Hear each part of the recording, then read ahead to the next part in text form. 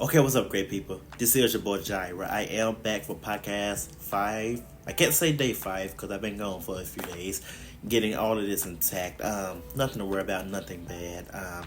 Just want to make sure everything is good before I bring it to you all for us, me and my aura and my body and my well-being. I don't have my good tea with me today, but I do have some good tea for you all today.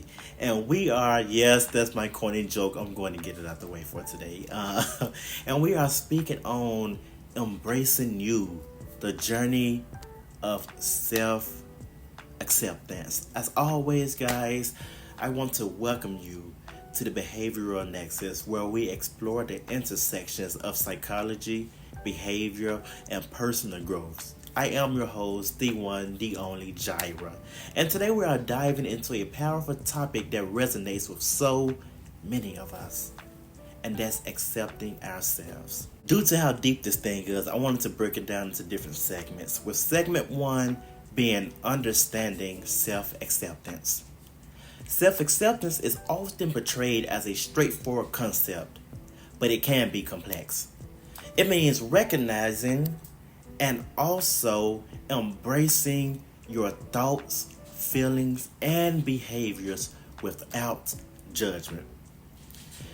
It's about understanding that you are human and also that it's okay to be imperfect. To help frame our discussion, let's define the word self-acceptance. According to psychologist Dr. Nathaniel Branden, it involves a few things. With number 1 being acknowledging your strengths and weaknesses. Number 2, recognizing your emotions and experiences as valid. That is very important that you recognize your emotions and your experiences as valid instead of invalid. Number 3, letting go of the need for external validation. Let me say that 18 more times. Letting go of the need for external validation. Let me say that 35 more times. Letting go of the need for external validation. So why is self-acceptance important? When we accept ourselves, we reduce anxiety and depression. We improve our relationships, and ultimately, it leads to a more authentic life for yourself. Segment 2. The obstacles to self-acceptance. We often face barriers to self-acceptance, and these might include, but also are not limited to, negative self-talk. That little voice that be inside your head, inside of our heads. I'm going to make this about us and not you. Inside of our heads telling us that we're not good enough. Comparison to others. In the age of social media, it's easy to compare our lives to curated images of others, which can distort our own self-perception. The fear of judgment. Many of us worry about how others perceive us, leading to hiding parts of our true selves. All because how we feel that others might view us. It's not a good thing. Recognizing these obstacles is the first step towards overcoming them. Segment 3. Practical steps to foster self-acceptance. Yes, I'm saying it this slow and breaking it down so that you can all feel the importance of everything that is being said. So how do we move toward greater self-acceptance? Here are some practical steps, starting with number 1. Practice self-compassion. Treat yourself with the same kindness you would offer to a friend. Acknowledge yourself and acknowledge your flaws without harsh criticism. I think I'm talking to myself right there.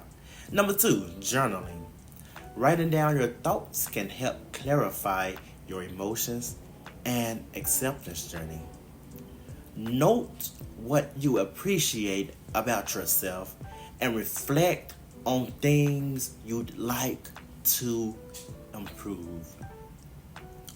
3, I need you guys to write this down or really listen. That's why I'm breaking everything down and chopping every word up, unlike the rest of them where I fly through. Number 3, mindfulness and meditation. These practices help you stay present and aware of your thoughts without judgment, creating space for acceptance. Creating space for accept. Number 4, set realistic expectations. Understand that nobody is perfect, and setting achievable goals can mitigate feelings of failure. Number 5, surround yourself with positivity. Engage with people who uplift you and authentically encourage you, rather than those who foster negativity. Segment 4, personal reflections. And before we wrap this up, guys, I want to get a little personal since this is about personal reflections. I wanted to share with you all something personal. And that's that I myself struggled with self-acceptance in various aspects of my life. Whether it was my career choices or my body image, my sexuality, or whatever it was. It took time, but through mindfulness practices and supportive friendships, I'm learning to embrace both my strengths and my weaknesses. And honestly, it's a journey that I'm still on. So I encourage you all to reflect on your own self-acceptance journey. What steps can you take today? Food for thought. Guys, I want to, as always, thank you for joining me on this episode of The Behavioral Nexus. Remember that self-acceptance is a journey, not a destination. And as always, if you enjoyed this episode, please subscribe and share it with someone who might benefit from this message. Until then, join us next time, guys, as we continue exploring the fascinating world of behavioral science and personal growth. And until then, embrace who you are. I am your host. I am the one. I am the only. Jaira River Tyler.